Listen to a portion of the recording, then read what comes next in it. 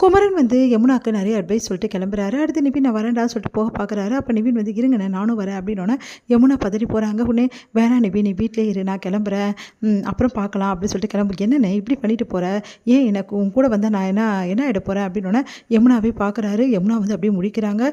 இங்கே பாருண்ணே உன் கூட வர்றதுக்கு யாரோட பர்மிஷனும் எனக்கு தேவை கிடையாது, நீ வா அப்படின்னு சொல்லிட்டு கூட கூட்டின்னு போகிறாரு.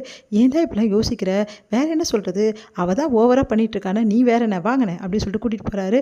சரிடா இப்போ என்ன வேலை இருக்குது உனக்கு, எனக்கு தான் வேலை இருக்குது நான் கிளம்புறேன், முக்கியமான வேலை இனிமேல் தான் ஆரம்பிக்குது, விஜய்க்கு ஃபோன் பண்ணுங்க அப்படின்னு அதிர்ச்சி அடைகிறார். விஜய்க்கா அப்படின்னு ஆமாம் விஜய்க்கு ஃபோன் பண்ணுங்கள், எங்கே இருக்காருன்னு கேளுங்க, ஹாஸ்பிட்டலில் இருக்காருன்னு சொன்னார்ரா, கேட்டு பாருங்கள் எந்த ஹாஸ்பிட்டல்னு சொன்னோன்னே விஜய் எங்கே இருக்கீங்க, இந்த மாதிரி ஹாஸ்பிட்டலில் இருக்கேன்றாரு. சரின்னு சொல்லிட்டு உடனே கிளம்புறாங்க. இப்போ எதுக்கு நான் விஜய் பார்க்க போகணும், நீ தானே சொன்னேன் நம்ம 2 பேரும் வந்து காவேரிக்கு வந்து சப்போர்ட் பண்ணணும்னு சொல்லிட்டு, அப்போது அவர் எதுவும் கேட்க வேணாவா, டே பிரச்சனை ஆகிட போகுது, அதெல்லாம் ஒன்றும் ஆகாது நீ வா அப்படின்னு சொல்லிட்டு 2 பேரும் போகிறாங்க. இங்கே விஜய் வந்து வெண்ணாவை உள்ளே கூட்டு போய் சேர்த்துட்டு வெளியே உட்காந்துருக்காரு. இங்கே பாருங்கள் உங்ககிட்ட கொஞ்சம் பேசணும் தான் வந்திருக்கோம், நீங்கள் இந்த பண்ணுறது கொஞ்சம் கூட சரியில்லை அப்படின்னு சொல்லிட்டு நிறைய விஷயங்கள் வந்து சொல்கிறாரு நம்ம வந்து நிவின். உடனே விஜய் வந்து அதுக்கு பதில் சொல்கிறாரு, இங்கே பாருங்கள் இது என்னோட பர்சனல் விஷயம், நீங்கள் இதை தலையிடாதீங்க அப்படின்றாரு. அது எப்படிங்க தலையிடாமல் இருக்க முடியும், காவேரி பாவம் இல்லை, அவரோட வாழ்க்கை பற்றி அதெல்லாம் ஒன்றும் ஆகாது, எனக்கு தெரியும் காவேரி எப்படி பார்த்துக்கணும்னு சொல்லிட்டு நீங்கள் அட்வைஸ் பண்ணுற அளவுக்கு நான் இல்லை அப்படின்னோடனே உடனே குமரன் வந்து இல்லை அவன் ஏன் சொன்னான்னா பாவம் காவேரின்றதால தான் சொன்னான், நீங்கள் தப்பாக நினச்சிக்காதீங்க அப்படின்றாரு.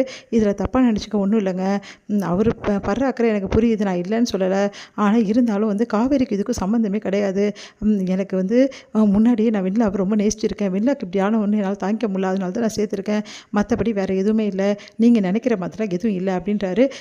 அவர் தான் சொல்கிறாருல வாடா அப்படின்னு சொல்லிட்டு நிவினை சமாதானப்படுத்தி கூட்டின்னு போகிறார் குமரன். அதுக்கப்புறம் வந்து நிவின் சொல்கிறாரு, இருந்தாலும் வந்து எனக்கு ரொம்ப வெறுப்பாக இருக்குது, இதெல்லாம் நடந்துக்கிறதுலாம் சரியே இல்லை, விஜய் என்னமோ பெரிய யோகி மாதிரி நீங்கள் என்னமோ தலைமை தூக்கி வச்சுன்னு எல்லோரும் ஆடினீங்கல்ல, பார்த்தீங்களா அவரும் சாதாரண மனுஷன் தானே எல்லாருக்கும் புரியுது இல்லை, இப்போது அவரோட காதலி வந்தோடனே இது காவேரியை கண்டுக்கிறது இல்லைன்னு அழுவுறா அப்படின்னு சொல்லிட்டு எல்லோரும் சொல்கிறாங்க. அப்போ இதெல்லாம் என்ன அர்த்தம், விஜய் மேலே தானே தப்பு இருக்குன்னு அர்த்தம், நான் கேட்குறேன் நீங்கள் கேட்க விட மாட்டேங்கிறீங்களேண்ணா அப்படின்னோடனே டே வீண் பிரச்சனை வேணாண்டா, நீ தான் கேட்டுடல கேட்க வேண்டியதெல்லாம், அவரும் பதில் சொல்லிட்டாரு, இதுக்கப்புறம் என்னடா இருக்குது, சரியாயிடும் வாடா அப்படின்னு சொல்லிட்டு அவங்க பண்ணி கூட்டின்னு போயிடுறாரு. இங்கே வந்து ரொம்ப டென்ஷனாக இருக்காரு நம்ம விஜய், ஏன் இந்த மாதிரிலாம் வந்து பேசிகிட்டு இருக்காங்க அப்படின்னு சொல்லிட்டு யோசிச்சுட்டு இருக்காரு. சரி காவேரி கால் பண்ணுறாரு, ஃபோன் வந்து காவேரிக்கு வந்து போகல, ஃபோனே போக மாட்டேங்குது, என்ன பண்ணுறது அப்படின்னு சொல்லிட்டு யோசிக்கிறாரு.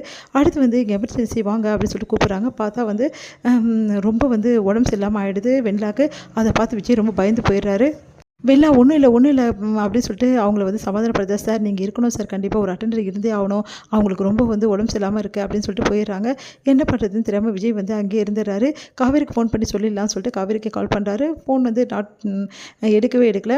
அதனால் என்ன பண்ணுறது, டவரே இல்லையே அப்படின்னு சொல்லிட்டு யோசிச்சுட்டு இருக்காரு. இங்கே காவேரி வெயிட் பண்ணி நைட்டெல்லாம் பார்க்குறாங்க, விஜய் வரல.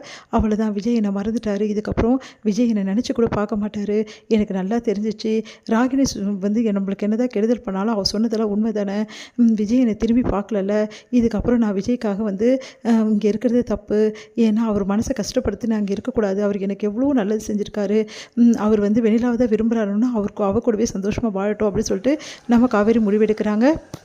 விஜய் வந்து வெண்ணிலாவை பார்த்துக்கோங்க அப்படின்னு சொல்லிட்டு ஹாஸ்பிட்டலில் சொல்லிவிட்டு கிளம்புறாரு.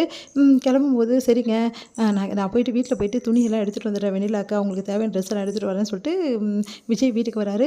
என்னப்பா எப்படி இருக்கா அந்த பொண்ணுன்னா, பரவாயில்ல தாத்தா, இப்போது ஒன்றும் பிரச்சனை இல்லை, நேற்று கொஞ்சம் எமர்ஜென்சி ஆகிடுச்சு, இன்றைக்கி கொஞ்சம் பரவாயில்ல, இன்றைக்கி எப்படியும் டிஸ்சார்ஜ் பண்ணிடுவாங்க, சரிப்பா ட்ரெஸ் எல்லாம் எடுத்துகிட்டு காவேரி கிட்ட அப்படியே பேசிட்டு போகலான்னு நினச்சேன், காலைல நைட்டே வரணும்னு நினச்சேன், எமர்ஜென்சியாக அங்கே உட்கார வச்சுட்டாங்க, இந்த மாதிரி அட்டெண்டர் கண்டிப்பாக கூட இருக்கணுமா, அப்படியாப்பா அப்படின்னோடனே காவேரி எங்கே தாத்தா, காவேரி உள்ள தான் பார்ப்பா, நான் கூட காவேரியில் பார்க்கல அப்படின்னு சொல்லிட்டு உள்ளே போகிறாங்க. பார்த்தா காவேரி இல்லை, அதிர்ச்சி அடைகிறாரு.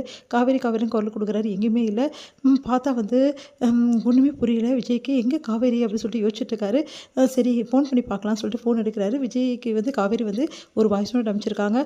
அதில் வந்து காவேரி வந்து இந்த மாதிரி உங்களை விட்டு நான் போகிறேன், இதுக்கப்புறம் நான் திரும்பி வரமாட்டேன், நீங்கள் உங்கள் வாழ்க்கையில் சந்தோஷமாக இருக்கணும், அதுதான் விஜய் எனக்கு ரொம்ப முக்கியம், நீங்களும் வெண்ணிலாவும் சந்தோஷமாக இருங்க, உங்கள் வாழ்க்கையில் நான் கஷ்டப்படுத்திக்கிட்டே இருக்கிறது தப்பு, நான் இங்கே இருந்தால் எனக்கும் கஷ்டம் உங்களுக்கும் கஷ்டம் அப்படின்னு சொல்லிட்டு போயிடுறாங்க.